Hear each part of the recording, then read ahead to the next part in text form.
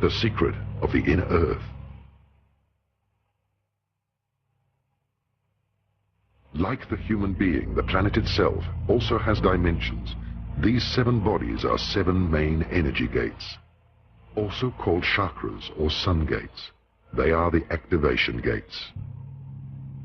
The masters of Lemuria and Atlantis knew about the main geomantic energy vortices. With the help of extraterrestrial technology and levitation, they built large pyramids onto these centers of energy. Therefore, pyramids around the world stand on these gates of energy in order to mark the power centers. They are situated in the jungles of the Amazon, in the highlands of Mexico, on the ocean floors of the Atlantic and the Pacific, under the desert of Taklamakan, in China, and many other places on Earth. Many of these pyramids were built underground and will be discovered in the near future. Pyramids are the mirror of human evolution, with the 4 dimensions. God is the 5th dimension, and exists beyond the pyramid. This is why the last stone of each 4-faced pyramid is missing. Hence, the stone of completion is the unification of man with the Creator in the 5th dimension. That is the reason why human beings have 5 fingers. They are created for the 5th dimension. The reality of massive engineering tools in Egypt, of course, is something that is not presently known. The existence of huge interior structures with mathematical precision that range in size from some 20 centimeters for the air shafts to the massive chambers known as the King's and Queen's Chamber that require blocks of some 2 to 20 tons apiece, suggest a parent technology that is no longer known to our present Western society. When the documentary Mysteries of the Sphinx was being made, the engineers asked themselves, how could these massive blocks be moved into position? It was obvious from special consultants who were moving upwards of 200 tons that there was no present technology that could take these very large, massive blocks from the quarries and move them up some 480 feet above the surface of the earth, unless there was a superior parent technology. In talking with specialists in hypersonic vibrations in New York and Chicago, it was suggested that a type of vibratory source, perhaps a quarter of a mile in length, would have to be necessary as some airborne platform that would require the vibratory mechanisms necessary to move these large blocks into place. Certainly, our use of certain sound techniques inside the chambers show that the Great Pyramid is a type of vibratory laser, and if it can be activated properly, in my interpretation, could allow us to understand how certain sound structures can move massive blocks of stone. The high priests used the pyramids as initiation temples because the energy inside the pyramids was so powerful that students or neophytes, through meditation, were carried into a different dimension of consciousness. The student, with his physical body and senses, was moved into a higher world. Thus he could perceive the spiritual world. Until this very day, another great secret remains. The pyramids were used as natural doors of dimension gates, as openings and doors leading to the inner earth. As much as there is an outer world, there is, because of polarity, an inner world. In other words, the earth is hollow. As things are on a small scale, so they are on a large scale. Hermes Trismegistus taught that everything in the universe is set up according to the same organizational plan. One could say that the Earth is like a huge atom, hollow inside, with a nucleus at the center which represents the inner sun. Just as we humans do not see the outer curve of the globe, one is not able to perceive the inner curve when entering Hypereia, the legendary lost crystal cities of Agartha.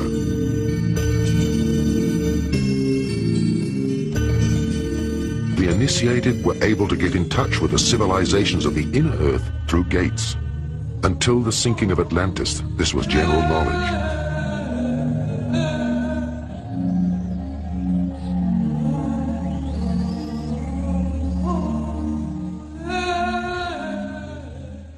Plato in his book, the Timaeus, speaks about an earlier civilization, a race of godlike beings, at least 9,000 years before the time of the peoples of Athens. He also speaks of how the great historian Solon refers to Egypt as a colony of Atlantis. It is clear from evidences we have recently made in Mesoamerica, specifically in Guatemala, with the ancient canal system that we have uncovered through remote sensing radar, that it was there in Central America where North and South tectonic plates meet, where there are great statues called the Atlans, that there was indeed some type of civilization that could be called Atlantean. Clearly the evidence is in Egypt of great structures beneath the sands of Giza, as well as the evidences of great structures beneath Gobi in the Far East, suggest that Atlantean models of higher intelligence were over the earth at a much earlier historic period, suggesting that Atlantis was a type of civilization rather than a specific place of people, technology, worship, and belief. Where is the entrance to the inner earth? My feeling is that these are openings several hundred kilometers wide, not more than that. One on the North Pole, one on the South Pole. They may exist in a different dimension. They may be made visible at will or from time to time depending on certain cosmic and terrestrial conditions. These are more of speculations. However, I know for sure that, for example, polar flights are forbidden to fly straight over the pole. They always deviate away. After a very suspicious crash of a New Zealand airliner, chartered airliner in late 70s, early 80s, that was supposed to fly over the South Pole looking for the opening of the inner Earth. After Atlantis, only a few nations and river and the Hopi Indians knew of the entrances to huge underground cities.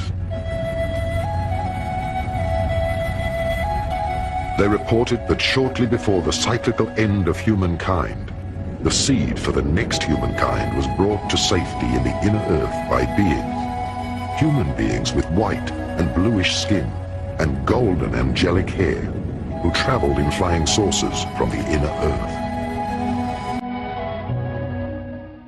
Last century, various scientists searched for the pole openings. Accordingly, the South Pole is supposed to be the head chakra of the Earth and have an enormous pole opening. The North Pole would be the root chakra.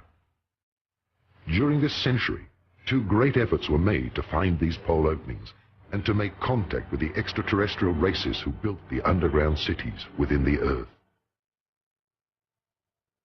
The first expedition was led by Admiral Byrd before the Second World War. The second was carried out by the secret Tula organization, which pulled the strings behind the Nazis. Both expeditions were successful. Byrd discovered the pole openings during an expedition for the USA.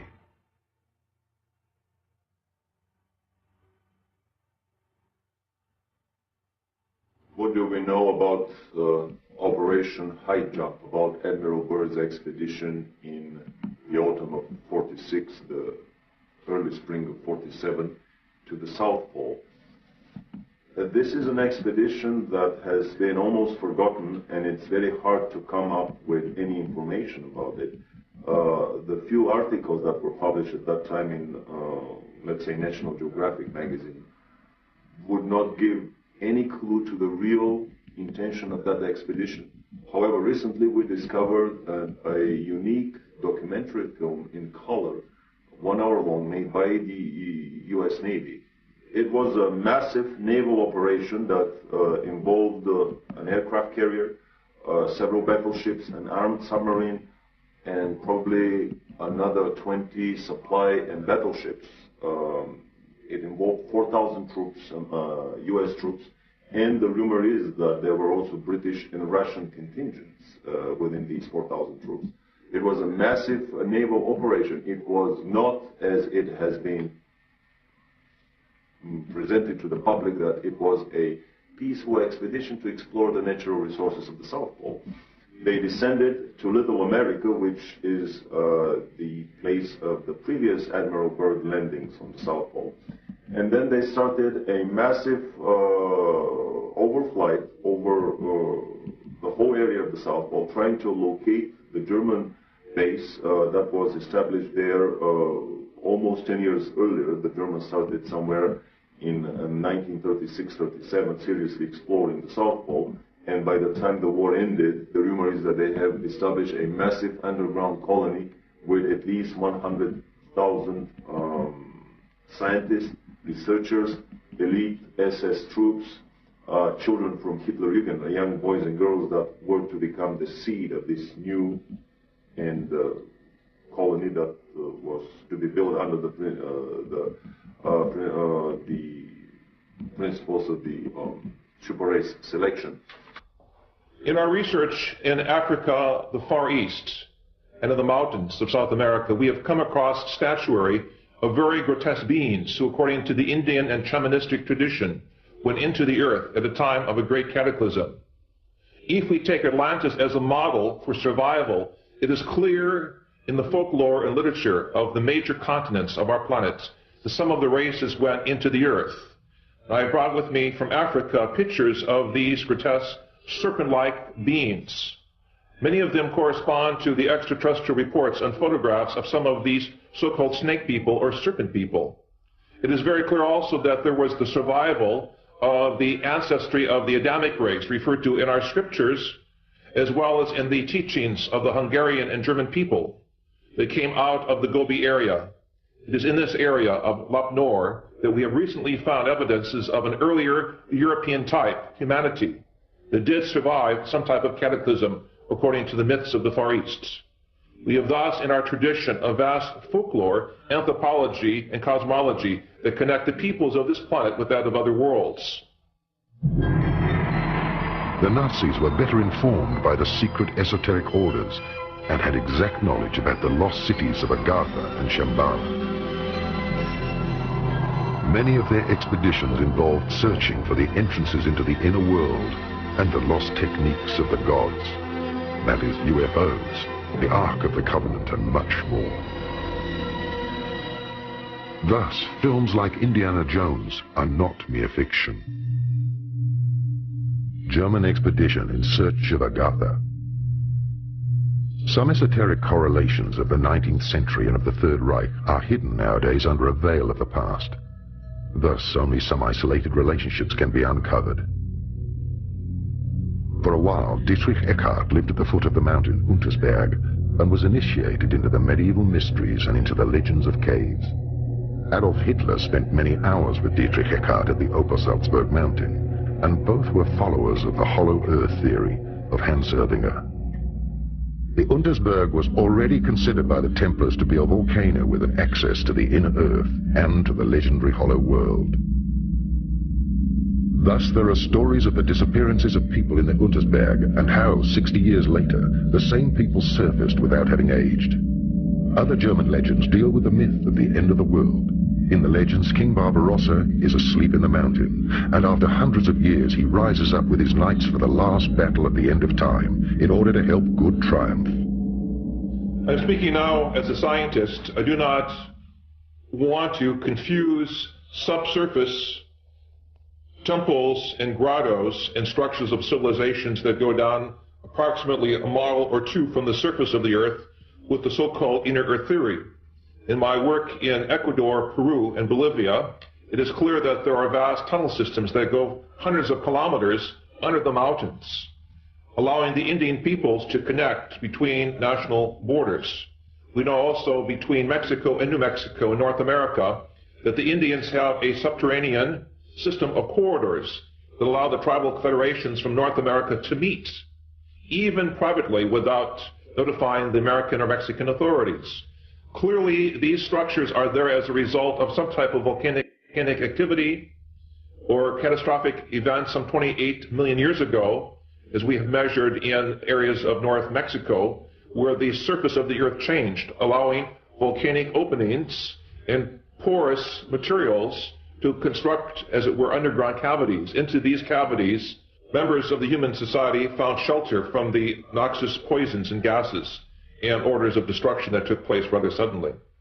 If we look at our planetary system, there's an obvious grid of underground cavities, from the areas of the Gobi areas of Central Asia to the areas of Malta in the Mediterranean to areas even of the mountains of Untersberg in Central Europe, Mont Blanc, Jungfrau, to areas we have specifically worked with seismology in central North Mexico, and also areas of the Andes. Peru, Ecuador, and Bolivia in particular have underground structures that run for hundreds of kilometers. In Southeast Asia, we know that these structures also exist in the areas of Sumatra, Borneo, and Indonesia. Clearly, throughout the world, there are major areas which seem to be contact points with parallel evolution. Dietrich Eckart shaped Hitler's thinking more than we can imagine today. He also directed him towards a mediumistic education and showed him how to make contact with the spiritual world, in particular with the Germanic gods and the ancient Hyperia people from Agartha. Thus, the leader became a guided one who communicated with the spiritual world and the masters of Agartha. Only when he had developed these mediumistic attributes to the full did Dietrich Eckart propagate the idea of a leader, Führer, in the Tula Society and in the popular esoteric circles.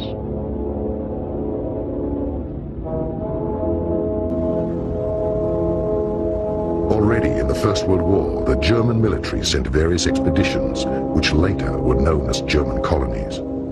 Some esoteric followers, like General Ludendorff, who had access to the foundations and connections to the secret orders and castles, supported the expeditions and their search for the lost cities and treasures of the old Atlantean high cultures.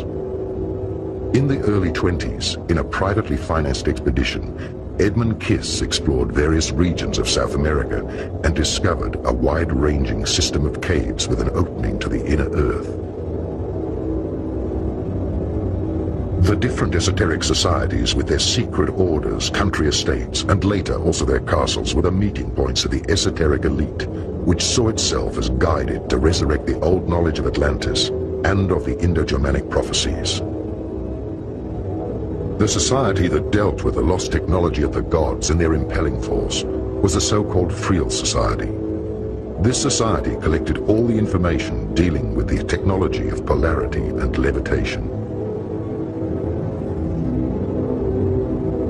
When the National Socialists came to power and the old leagues and alliances had accomplished their duty, the esoteric followers of the time began to carry out their expeditions at the state's cost.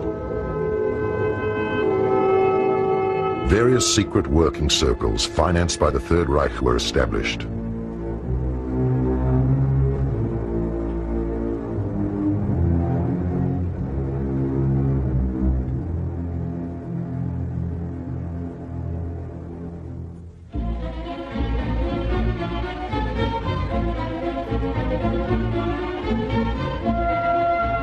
The committee of the group, Heirs of the Ancestors, was concerned with the study of races, and some high esoteric followers were contracted to investigate the past of the Aryan race with ordinary archaeologists and scientists.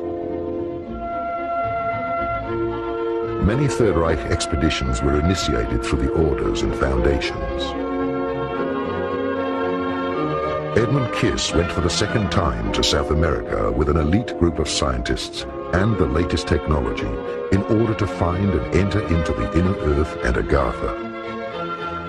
Allegedly, they found a spaceship from Atlantis in one of the bigger caves. The secret society Akakor was founded, whose role it was to further explore the technology, even in the event of a war. In the 80s, was ARD television correspondent Karl Brugger killed because he had published a book which alleged an active role of this same society up to the present day? I had the privilege of knowing Karl Brugger, the author of Die Koning van Akakor, many years ago in Brazil, where we worked together with the white Indian peoples of the upper Amazon, who spoke a dialogue very much like an ancient Germanic language and who had contact with the Star people. Tragically, Karl Brugger was killed by someone in the Brazilian establishment who felt he had too much information on the Indian civilizations and perhaps knew too much about the genocide against the Indian peoples taking place. I dedicated my book, The Sphinx on Mars, to Carl Brugger, and in this book I show for the first time the historic pictures that NASA has of the pyramid structures on Mars, as well as pictures of the pyramids in Brazil and South American places, suggesting that there is a historic connection between the planetary grid of energy places marked by pyramids and temples and those of other planetary bodies. Carl Brugger was one of the great historians, journalists, and humanists of the 20th century. It is very important for each of us to try to get in contact with his teaching, his legacy, because it forms the connecting link between the Indian peoples, the earlier Atlantean-type peoples, or what is called in Central America the Atlans, the great giants who are blonde, and the European peoples, to show a connecting bridge between civilizations and centuries. The chronic also refers to the coming of the extraterrestrial peoples, according to the Indians, at the beginning of the 21st century, due to the misuse of science, the destruction of the planetary environment, the imbalance of knowledge. What we call Western civilization, the Untergang des Auslands, will come to a quick change with the appearance of the star people. And for this reason, we must keep our eyes and ears open to the signs from space of a new communication system, connected also with the teachings of the Indian peoples. The South American Indians of the Andes recognize UFOs as brothers from the sky who have always been there, who are there today. They are not any more unique than an airliner flying overhead with passengers aboard. To them, the brothers from the sky have always been there. They do make contact with the Indians, and they do treat people in remote areas where they cannot get to doctors. They heal them, they treat them medically, they interact with the Indians and with primitive people, both in the high plains and in the deep jungles. So when we began asking about these brothers from the sky, we discovered stories about such contacts everywhere. And in the course of one of these stories, we were introduced to an Indian from the upper Amazon. I think his name was Akunta, but I'm not sure at the present time, who offered to take us back into a civilization that he came from that was primarily based on a European culture that was transported there or transposed there sometime about the end of World War II, and they had taken scientists and scientific research underground in an area in the upper Amazon where they had succeeded in developing disc-shaped aerial vehicles that they could use to go all over the world with. The society was, this Indian called the society Akakor. He said that he had guided a German researcher by the name of Brugger, and I think his name was Martin Brugger, B-R-U-G-G-E-R, who was actually taken to the city and was afforded an opportunity to meet with some of the Europeans there. That Indian tribe in that area has many blue-eyed, blonde-haired Indians, and they appear to be descendants of a Germanic a group of people that were taken there sometime in the middle 1940s, and now they have produced children and they are young adults, and a society is flourishing there that is advanced over the contemporary societies around them by a substantial degree. We can take you back there. There is a man who lives in that area. His name is A.J. Gaviard, who will be willing to introduce us to either the Indian that guided Martin Brugger or other Indians from the same tribe who may be willing to take us back far enough to meet some of the members of that society. It's operated as a closed society. They do not come out down the river and enter Western civilizations. When they come out in their spacecraft and pick up what they need and take it back into the society, and they live in a closed environment, pretty much protected by the wilderness of the jungle itself. So it's possible to go back and further investigate the evidence of the existence of Akakor at any time. We can produce people who can do this. We can look at Mr. Brugger's evidence that he published, which was the result of his own research. But I personally am convinced that this society exists, that they have circular disc-shaped craft, that they fly and operate them there, and perhaps some of the disc-shaped craft that we are discovering in the reports of the Indian aboriginals of the highlands, of the upper plateau there, may be some of the vehicles from Akakor. We also know that many of the vehicles that they describe are not from Akakor, that they come from elsewhere. Some of them are extraplanetary. They come from beyond this planet, and they have unique technologies, and they have human beings aboard who are quite different and quite advanced over the contemporary humanity of Earth today. These humans are interacting with the natives down there also, and there is substantial evidence that these extraterrestrial races are directly connected with the earlier civilizations of Tiwanaku, of the Olmecs, of a number of the other earlier civilizations in South America at a time before the last cataclysmic disturbances that changed all the society and reduced it to savagery once more. A further expedition was sent to the South Pole, Expedition Swabenland, in order to find the land with no ice and to explore the access to the inner Earth.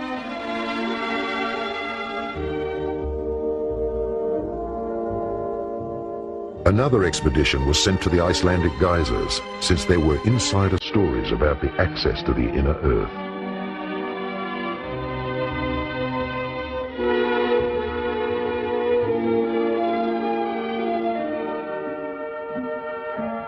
And another expedition was organized by Sven Hedin to the Taklamakan Desert in Tibet in order to find traces of the old culture of Ur.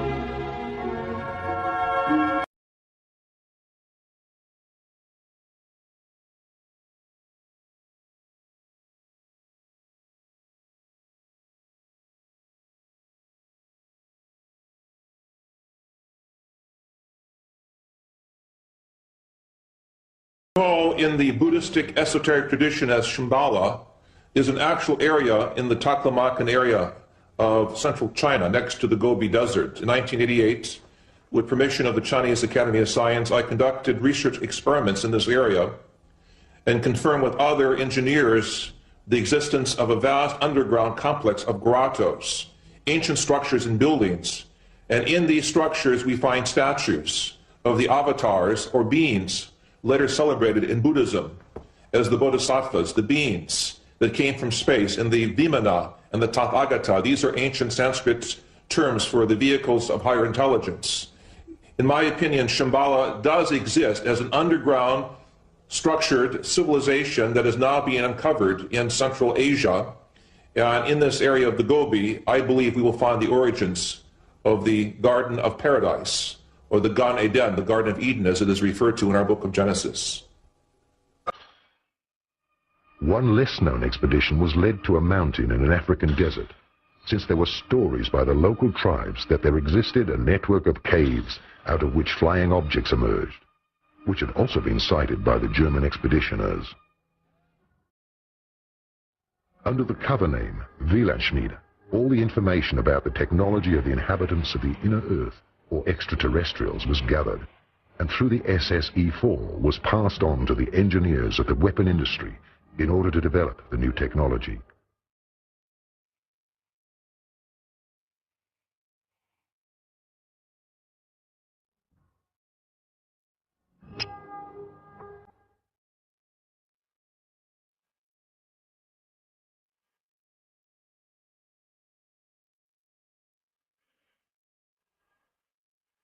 The flying saucers from Agartha were the result of this scientific research. The Nazis made contact with the extraterrestrials of the underground city of Antarctica.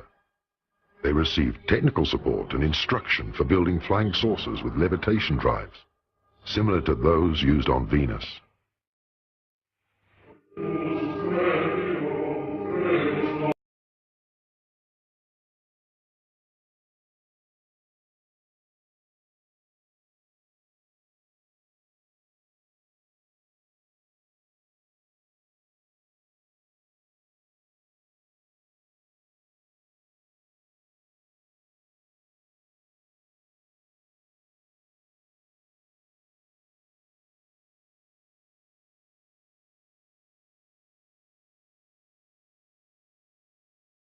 Okay, let's pick up the scenario. We were originally talking about the spiriting out of the two spacecraft out of Berlin before the Allies arrived. We said that they were put aboard two submarines. They spent 6 months at sea, and they finally landed in Argentina. Now, from that point, they were taken into Antarctica, into a section of Antarctica called Queen's Maud's Land. And there they disappeared, and they were not heard of for some time. Now, intelligence sources, and of course I was in the intelligence business at that time with the agency, reports indicated that they were in there and they were operative once again.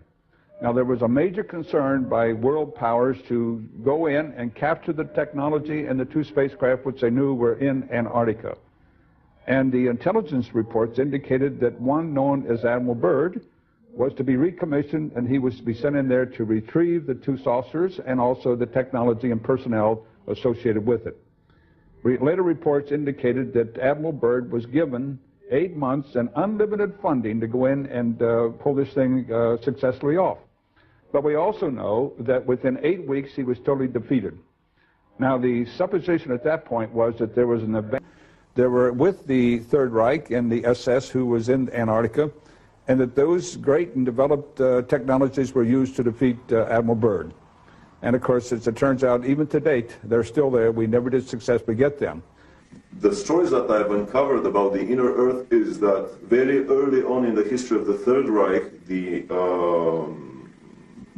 Nazi elite, and especially Hitler, were trying to establish contact with the civilization living in the inner Earth, which was considered an Aryan civilization of a lot more advanced nature than their brothers, lost brothers living on the surface of the planet.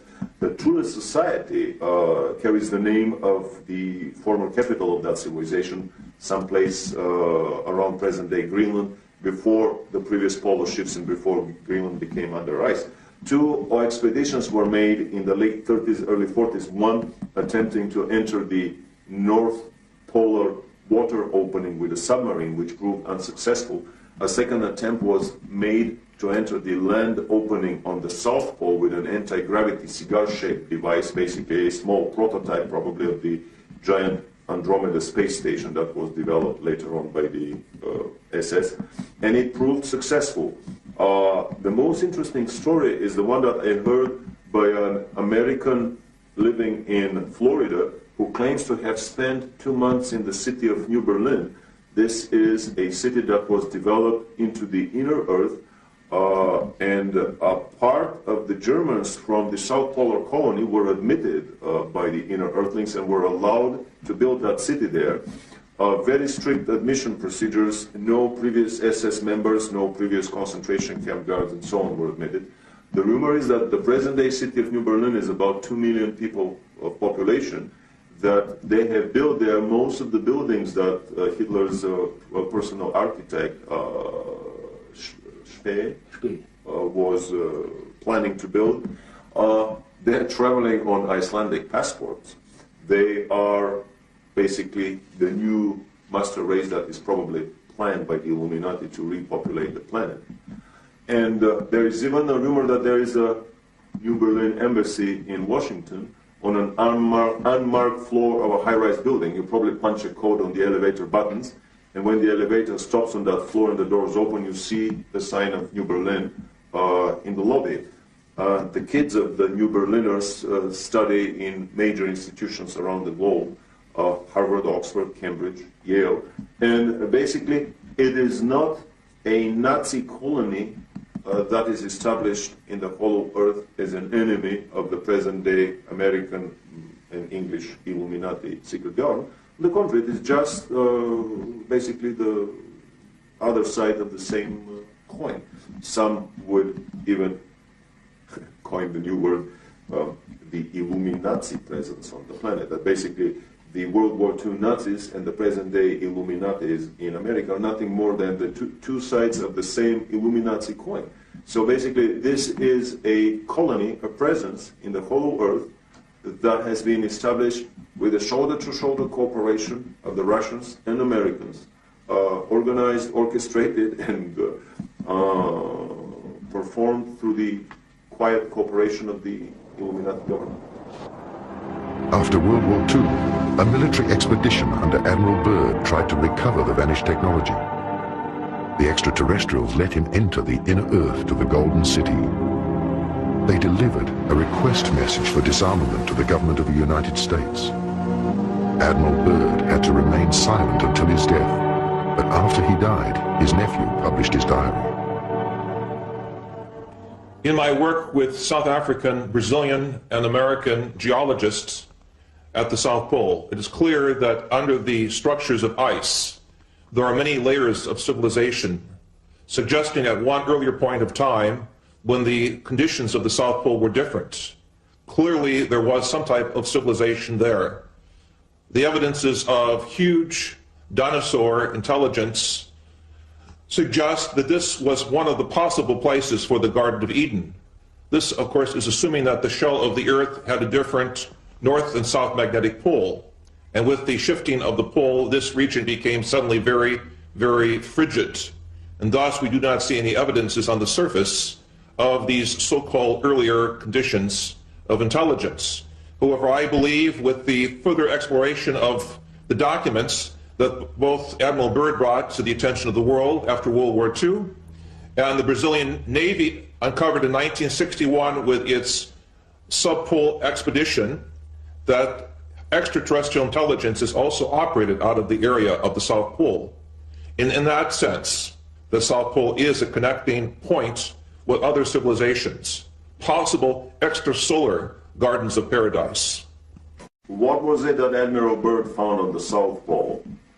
Incredibly enough, in an official American Navy documentary film, we found footage of what Admiral Byrd found on the South Pole. He found giant freshwater, never freezing lakes with areas around them that were free of any snow. And in that film, we show footage of the Navy planes landing in these lakes. But even more so, he found, to his amazement, that his planes were disappearing very quickly. A lot of his planes were attacked by anti-gravity devices that were operated by the Germans there, by anti-gravity saucers. A lot of them crashed into invisible barriers and disintegrated in mid-flight. This is an indication that the Germans had already perfected the force field shields, and they were up and operational around the German colony at Neuschwabenland. When he was retreating, basically the whole operation lasted for 1 week. They started at the end of February 47, and by the first week of March, they were through with the whole operation, and much earlier than scheduled, and they departed. And in an interview at Buenos Aires on his way back, Admiral Byrd made the incredible statement that the Third World War would probably be with an adversary coming from the polar regions of our planet, an adversary that has the ability to fly unobstructed from pole to pole. He was referring to the Germans at their South Polar colony at Neuschwabenland that were operating their anti-gravity craft with impunity and could fly circles around the globe, and of course would shoot out of the sky any of the attacking American planes. The inner terrestrials surrounded the entrance gates with an electromagnetic protective dome which no being or weapon can penetrate. After all this happened, it became the greatest secret of mankind. It started ufology as we know it today. Indeed, there is a second humanity, an inner terrestrial race who had already built cities in the inner Earth before the sinking of Atlantis. These extra and inner terrestrial races built time gates and anchored these cities on a higher subatomic frequency. After the great purification, these time gates will fall, and at different places there will be once again access to the underground cities.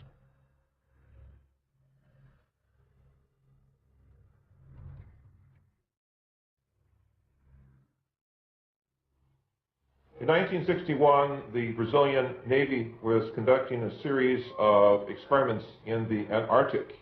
According to one of my colleagues who was in one of the naval ships, suddenly out of the ice packs, a large spacecraft emerges and takes off vertically at a terrific speed, shocking both the American and the Brazilian naval forces that were there.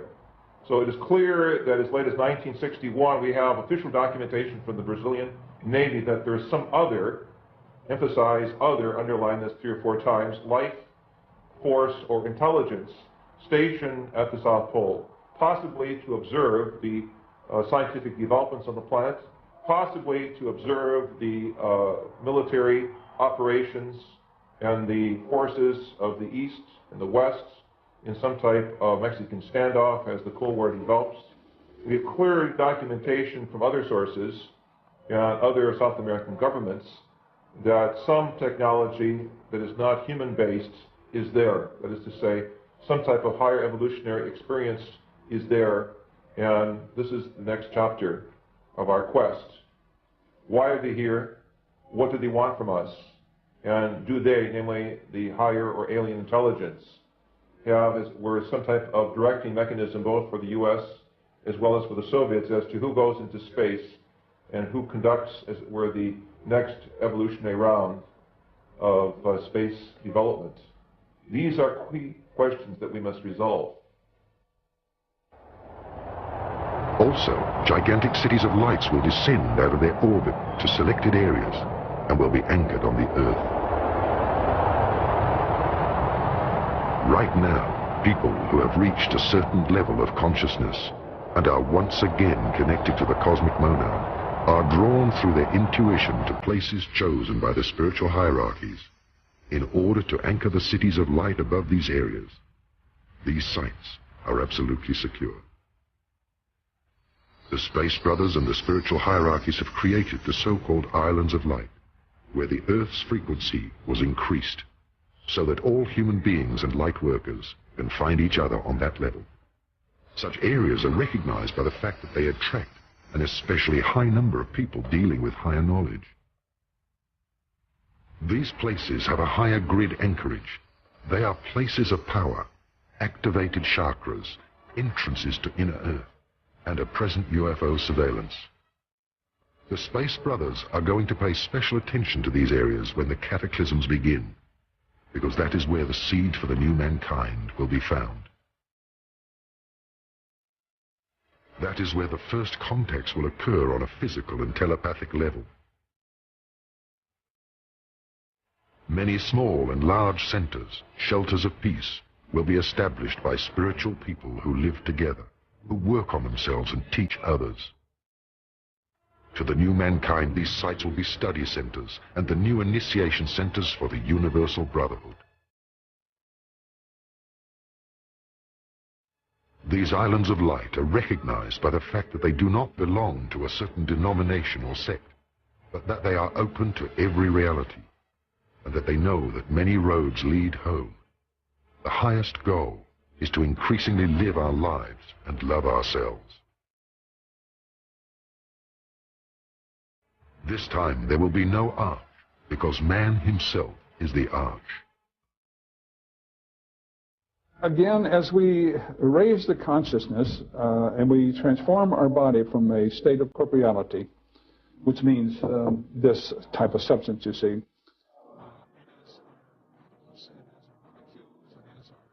energy speed up, the DNA system is totally transformed into a higher octave and a higher frequency, so that there is a whole new strain coming in as a result of this. When we're passing through, for instance, the photon belt, there will be no darkness, it's all light. Everything in the body of importance will be etheric in nature as opposed to corporeal or dense or density or whatever you say. Reality is that we accept that there will be no more. And so as a result of that, the DNA system and everything which constructs humanness will be changed, because we will now reach for a light body and will be in the light as opposed to darkness and corporeality. So any change that's signified today, scientifically or biologically, what have you, in the DNA is because of this infusion of new consciousness and new light, which of course is coming in at this point in time. Many people already are largely light, although they keep the body of corporeality to do what they have to do here on Earth, you see. Many people are already in the fourth dimension. Some are aware and some are not. But That's where we all have to go. And, of course, by 2011, as we pointed out, all of us have the option and the privilege, if we choose to do so, of being in the fifth dimension. The photon belt is an intense field of photon radiation, light radiation, which, both according to several modern astronomers, astrologers, as well as Mayan tradition, emanates from the center of our galaxy, bisects the Pleiades star system and our star system at the same time. And the current period, we are moving in and out of this photon belt, spending several months in it every year. That the frequency that we spend in the photon belt is increasing by approximately 2 weeks every year. And according to the calculations of the Mayan calendar, around the year 2011, 2012 AD, we will be fully within the photon belt, and we will remain within the photon belt until around 4000 AD, according to the current calculations. And some of the work of both Jose Arguelles, other researchers, seems to suggest that the Mayans knew about this cycle, that every so often, many thousand years, we go in and out of the photon belt, that there seemed to have been cultural as well as different climactic and earth changes that perhaps were sort of stimulated or affected by the entering and going out of that photon belt in the past history of the Earth. We are changing both DNA and RNA in many of us. Many stones, many vehicles here are changing our chakra systems also. There are no longer 7 chakras in most of us. We are opening up new chakra systems. You'll see much more about this in the next 5 or 10 years also. You'll begin to activate many more of them, and also your DNA and your RNA will not be replicating in the same fashions. There are children who are being born who are conscious when they are born. And this will change also a lot. The Dark Ages. During the rule of a dark age of separation, all knowledge that is passed on and all instructions are tainted. Every religion, for instance, is a sect, a separation from the real divine inner truth of life. Religion is something that happens in God's holiest temple. Man himself in the depth of his heart and in communication with his divine inner self. Throughout the Dark Age, countless fallen sun cosmologies who have dogmatic religious views reached the earth and became our religions. They represented the climax of separation from oneself. God's channels, prophets, and mediums received their messages from the God-created and separated dimensions. Most often, the pure messages were mixed with information from the astral worlds and their own ego.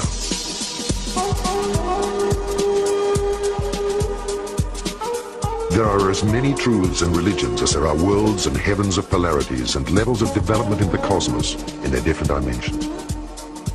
Every social structure which serves the power of the lobbies and the ego instead of mankind is a split, which in the end will restructure itself or crumble. All knowledge without love is a separation from being. Whilst the old program of the Dark Age runs out with the old Lightworkers, the Illuminati, and their plans of a world dictatorship controlling the world of finance, it will disintegrate with the changes on Earth. The new incarnated Lightworkers of the Galactic Confederation are already leading mankind into the new Golden Age.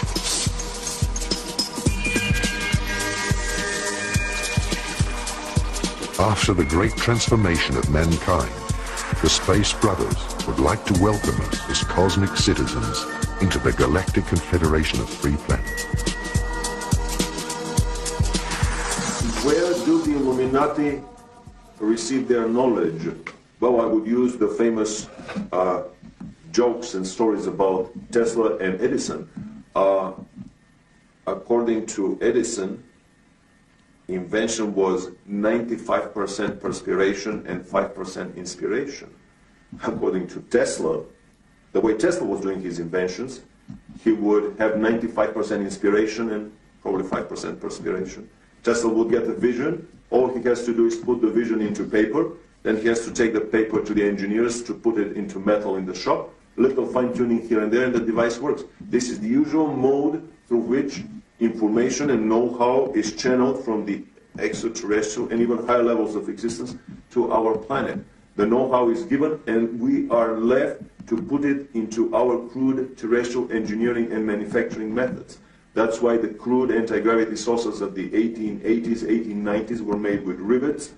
Giant cannons were used to fire the first anti-gravity devices toward the moon.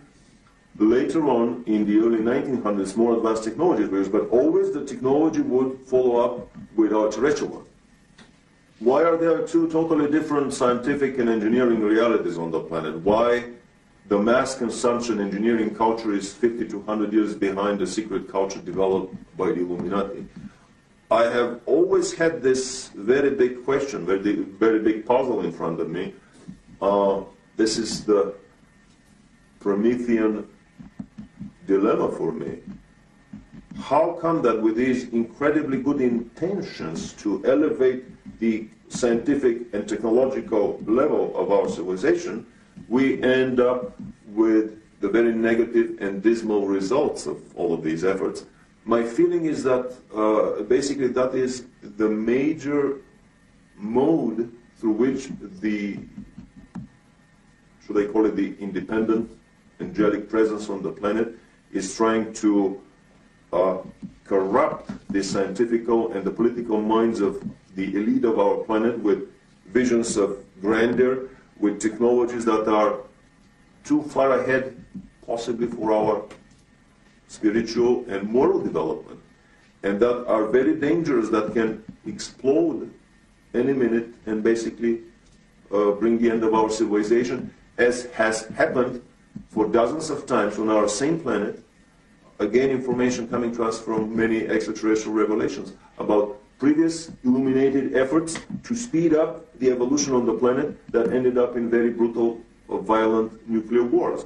The Illuminati have an agenda that would probably not be accepted in a normal, open voting system by the majority of the population on the planet. The creation of a new master race with hybridization experiments done with animals. The first hybrids were done in German concentration camps 50 years ago, and there are people that have seen documentary films about living, walking, breeding hybrids between humans and animals. Creation of a new master race under illuminated guidance, and probably away from a package of genetic material that was introduced on the planet through an intervention by the Trinity. The dark as well as the light power serves only one master, who is the creator of all that is, and whose goal is to create the superhuman. The final goal of human reincarnation is to create a human being who has experienced all imaginable positive and negative experiences, and therefore is able to develop beyond any judgment into the humanly incarnated image of God. A human being who has become God has lived through the completed range of the cosmic keyboard from the lowest to the highest note. God does not judge. He shines on his creations like a sun, on the flowers or the weeds, or on his being. The experiment of duality has come to an end, and the planet Earth is an ascending planet, onto which the Creator himself incarnates in the shape of human beings. The return of the ascended brotherhood from Lemuria and Atlantis is the return of the 144,000 masters of light, the cosmic monads. They are incarnated as human beings, united, and together they will represent the white pyramid, God's eye, who sees everything, the presence of the Almighty on earth. They are the open witnesses who have all described from a different perspective the process of ascension, since they have already lived through it before.